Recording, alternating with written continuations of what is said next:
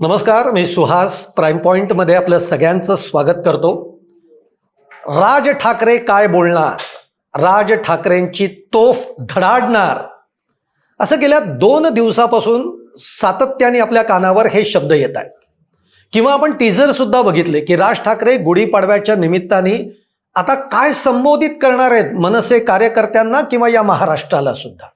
आणि याची उत्सुकता ही सगळ्यांनाच होती. त्याप्रमाणे आमच्याही न्यूजरूममध्ये अगदी प्रत्येकाला ती एक उत्सुकता लागलेली होती.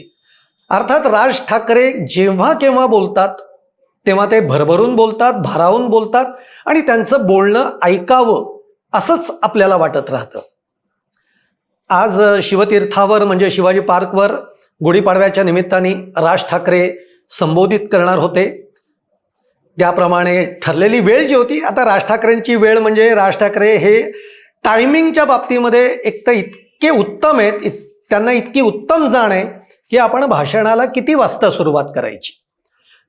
टायमिंग होतं साधारणतः 7:30 वाजताचं, पण राज ठाकरे प्रत्यक्ष बोलायला जे उभे राहिले ते वाजले 8:30.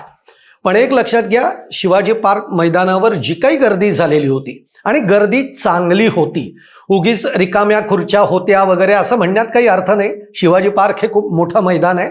पण तरीही, आणि मी तरीही असं का म्हणतोय माहिती आहे, गेल्या आपण 4 महिन्यांमध्ये बघितलंय, स्थानिक स्वराज्य संस्थांच्या निवडणुका असतील, महापालिकेच्या निवडणुका असतील, या सगळ्या झाल्या आहेत.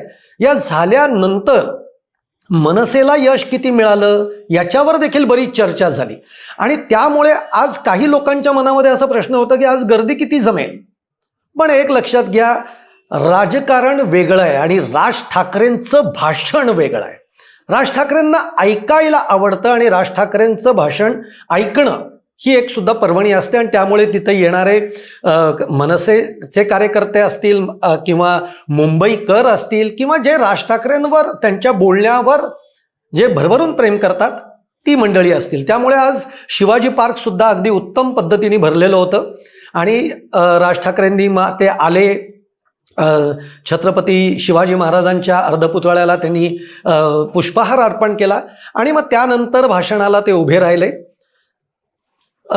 भाषण सगळं ऐकताना मला अगदी पहिले जे 10, 15, 20 मिनटं होती तोपर्यंत काही सूर मलाही स्वतःला सापडे ना की आपल्याला आता व्हिडिओ करायचा आहे तर नेमकं राज ठाकरेंच्या या भाषणावर आपण काय बोलावं किंवा काय व्हिडिओ करावा. कारण अगदी पहिले 15 मिनटं मला असं वाटलं बहुतेक सरकारवर सडकून टीका करणार, आणि तसे मुद्दे आहेतच. पण त्यांनी आत्ता जो ज्वलंत विषय आहे, इराण अमेरिका युद्ध, त्याच्यात भारताची भूमिका, ही सुद्धा राज ठाकरेंनी अत्यंत संयमाने मांडली.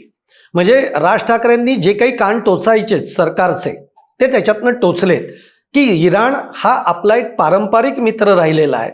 आजपर्यंत इराणकडनं आपल्याला ज्या पद्धतीने तेलाची मदत होतीये, गॅसची मदत होतीये, एवढंच कशाला, त्यांनी एक काश्मीरचं सुद्धा उदाहरण दिलं. ते म्हणले की आज काश्मीरसारख्या प्रश्नावर सुद्धा इराणनी आपल्याला पाठिंबा दिला होता, याची आठवण त्यांनी करून दिली. आणि मग असा इराण जेव्हा संकटात आहे तेव्हा खरं तर आपण इराणच्या पाठीशी उभं राहायला पाहिजे होतं. परंतु आपलं सरकार पहिले काही दिवस खामेनींची त्याच्यामध्ये मृत्यू झाल्यानंतर सुद्धा ती संवेदना आपण दाखवली नाही, जी खरं तर पंतप्रधान मोदींकडनं अपेक्षित होती. अशा पद्धतीने राज ठाकरेंनी राजशैलीमध्ये सरकारचे जे काही कान टोचायचे ते टोचलेले. त्यानंतर जसं महाराष्ट्रातल्या सरकारच्या बाबतीमध्ये देखील त्यांनी आसूड आपल्या पद्धतीने ओढलेला आहे. त्याच्यामध्ये मराठीचा मुद्दा, मराठी आणि मनसे हे आता काही वेगळं नाही आहे समीकरण. त्यामुळे राज ठाकरेंच्या बोलण्यामध्ये मराठीचा मुद्दा येणार हे अगदी अभिप्रेत होतं. आणि त्याप्रमाणे त्यांनी मराठीच्या मुद्द्यावर ठणकावून सांगितलेलं आहे की जिथे कुठे मराठीवर अन्याय होईल तिथे मनसे आणि राज ठाकरे हा सर्वात पुढे असेल, हे सांगून त्यांनी एक मराठीच्या मुद्द्याला हात घातला. पण त्याच्यानंतर ते आले, मग सध्या महाराष्ट्रामध्ये ड्रग्सचा व्यापार फोफावलेला आहे त्या मुद्द्यावर ते आले आणि अगदी शाळा कॉलेजेसमधनं मुलांना ड्रग्स दिले जात आहेत, ही किती गंभीर परिस्थिती आपल्या महाराष्ट्रातली आहे हे त्यांनी पुढे आणण्याचा प्रयत्न केलाय. आणि सरकारला याच्यातनं त्यांनी जाब विचारलाय की सरकार करतंय काय, सरकारचं गृह खातं करतंय काय, की सर्रास जर का अशा पद्धतीने ड्रग्सची व्यापार जर का महाराष्ट्रामध्ये होत असेल, असा महाराष्ट्र कधी नव्हता, हे खरं तर यातनं राज ठाकरेंना सांगायचं होतं. त्यानंतर मुलं बेपत्ता होण्याचं देखील जे प्रमाण आहे ते गंभीर आहे. म्हणजे आपल्यापर्यंत कधी झळ येत नाही म्हणून आपण त्याचा कधी गांभीर्याने विचार करत नाही. पण आज राज ठाकरेंनी जी काही आकडेवारी समोर मांडली ती ऐकल्यानंतर खरंच किती गंभीर आहे की आज महिन्याला 5,000 मुलं बेपत्ता होत आहेत या महाराष्ट्रातनं. हे देखील विचार करायला लावणारी गोष्ट राज ठाकरेंनी अगदी म्हणजे ठणकावून सांगितलेली आहे. अशा काही मुद्द्यांवरनं त्यांनी सरकारला चांगलंच घेरण्याचा देखील प्रयत्न केला आहे आपल्या बोलण्यामधनं. पण त्यानंतर एक लक्षात घ्या की राज ठाकरे आज गुढीपाडव्याच्या निमित्ताने मनसे सैनिकांना, मनसे कार्यकर्त्यांना नेमकं काय देणार, या महाराष्ट्राला काय देणार, मुंबईकर मराठी माणसाला ते काय देणार, हे जेव्हा सगळ्यांची उत्सुकता लागलेली होती त्याप्रमाणे आज खऱ्या अर्थाने मला असं वाटतंय की राज ठाकरेंनी एक कृती खूप विचारातनं ती त्यांनी केलेली असेल.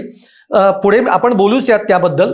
पण त्यांनी एक महाराष्ट्रासाठी आणि महाराष्ट्रातल्या सगळ्या जनतेसाठी, मराठी माणसासाठी आणि एक प्रकारे सरकारला सुद्धा आपण कशा पद्धतीने मदतीचा हात देऊ शकतो या सगळ्या काय म्हणतात त्याला सगळ्या अर्थांनी त्यांनी एक जी गोष्ट केलेली आहे ती त्यांनी मांडली. पण ती मांडण्याच्या आधी म्हणजे राज ठाकरेंची कायम एक शैली फार वेगळी राहिलेली आहे. आधी ती गोष्ट मांडण्याच्या आधी तुमच्या डोक्यामध्ये तो मुद्दा ठसवायला लागतो आणि तो ठसवण्याचं काम राज ठाकरेंनी आज अगदी परफेक्ट केलेलं आहे. परफेक्ट केलेलं आहे म्हणजे काय की त्यांनी हे सांगितलं की या महाराष्ट्रामध्ये कोण कोण विभूती होऊन गेल्या आहेत. म्हणजे आज आपण बघतोय छत्रपती शिवाजी महाराज, छत्रपती संभाजी महाराज, त्याच्यानंतर विनायक दामोदर सावरकर, लोकमान्य टिळक किंवा महात्मा ज्योतिराव फुले, ही एक काय 25-30 जणांची जी काही यादी आपल्या डोक्यामध्ये लहानपणापासून फिट असते तीच आपल्याला माहिती आहे. पण आज राज ठाकरेंनी अगदी संत परंपरेपासून ते मग कृषी असेल, सामाजिक कार्य असेल, उद्योग क्षेत्र असेल, अशा अगदी विज्ञान असेल, क्रीडा असेल, या सगळ्या क्षेत्रांमध्ये आज महाराष्ट्रातली मराठी माणसं, या मराठी माणसांनी या महाराष्ट्राला आणि या सगळ्या क्षेत्रांना कसा आकार दिलाय, कसं लीड केलंय आणि या महाराष्ट्राने कसे याच्यामध्ये या माणसांनी कसे या महाराष्ट्रात योगदान दिलेलं आहे, हा महाराष्ट्र घडवलेला आहे, हे त्यांनी अत्यंत सुंदर पद्धतीने सांगितलं की जी नावं ही आपल्याला माहिती सुद्धा नसतात, अरे हे यांनी केलंय, असं जे असतं ते आज राज ठाकरेंनी या सगळ्या ह्याच्यातनं केलं. याच्यामध्ये मला सगळ्यात आवडलं कायम म्हणजे आमच्या ऑफिसमध्ये आमचा एक मित्र आहे, म्हणजे तो पत्रकार मित्रच म्हणूयात, प्रथमेश म्हणून आमचा मित्र आहे, त्याच्याशी आमचे कायम वैचारिक वाद होत असतात आणि तो ऑफिसमध्ये सुद्धा होत असतात. मुद्दा असा आहे की सगळी ही लोक ग्रेटच होती, ग्रेट आहेतच, होऊन गेलेली आहे, त्यांनी त्यांचं योगदान दिलेलं आहे. पण आपण किती दिवस त्याच गोष्टींमध्ये अडकून राहणार आहोत, आपल्याला काही करायचंय का नाही याचा शेवटी जो एक विचार येतो ना. छत्रपती शिवाजी महाराज ग्रेट होतेच, आज ते होते म्हणून आपण आहोत, पण आता आपली जबाबदारी आहे, आपण काय करणार आहोत. त्यांचे गोडवे गातच मी माझं आयुष्य संपवायचंय का त्यांनी जे कार्य केलेलं आहे त्याच्यातनं मी काही प्रेरणा घेऊन मी काही करायचंय, हा जो काही विचार आहे जो आपल्या मनामध्ये येत नाही तो राज ठाकरेंनी अत्यंत बरोबर, त्यांचं एक वाक्य जे मला खूप आवडलं की आपण प्रतिमांच्या पूजनामध्ये अडकलेलो आहोत आणि त्यामुळे आपण मागे पडतोय. आपण प्रतिभेचं पूजन केलं पाहिजे तर या महाराष्ट्राला पुन्हा गतवैभव प्राप्त होईल. हे जे काही राज ठाकरेंनी सांगितलं, मला वाटतं आज त्यांच्या या सगळ्या गुढीपाडव्याच्या भाषणाचं सार हे या 2 वाक्यांमध्ये सामावलेलं आहे. आणि खरंच आहे, प्रतिमा तुम्ही पुतळे उभे कराल, नंतर त्या पुतळ्याचं काय होतं हे आपल्या सगळ्यांना माहिती आहे.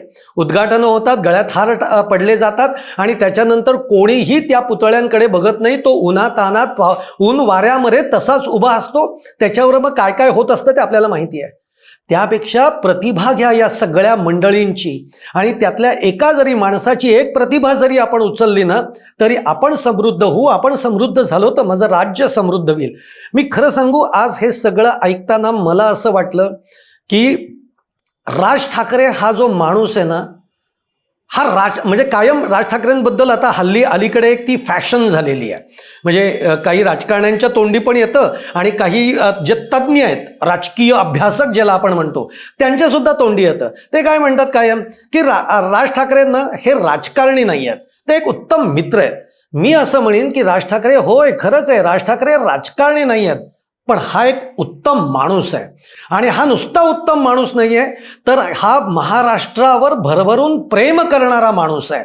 आणि त्यामुळे त्यांच्या डोळ्यासमोर म्हणजे कधी कधी ना काय होतं की आपल्याला असं वाटत असतं की ही गोष्ट घडावी, म्हणजे आपल्या ऑफिसमध्ये असं काहीतरी घडावं, तसं घडावं, आपल्याला एक ती तळमळ लागलेली असते ना. मला असं वाटतं की राज ठाकरेंना महाराष्ट्राच्या बद्दलची एक तळमळ आहे आतून, आणि ती तळमळ त्यांना स्वस्थ बसू देत नाही.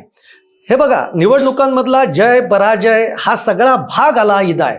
आज ते जिंकतीलही, उद्या त्यांची सत्ता, आणि सत्ता आलेली सुद्धा आहे. म्हणजे असं काही कोणी म्हणू शकत नाही की मनसेने सत्ता पाहिलेलीच नाहीये, मनसेने सत्ता ही पाहिलेली आहे, पण ती येते जाते. पण तुमचा एक जो मूळ, हा माणूस आहे ना, एका मुळाला घट्ट धरून बसलेला आहे, आणि तो म्हणजे महाराष्ट्राचं विकास, महाराष्ट्राचं स्वप्न, तो वैभवशाली कसा होईल, गतवैभव महाराष्ट्राला कसं प्राप्त होईल, हे बघत हा माणूस उभा राहिलेला आहे.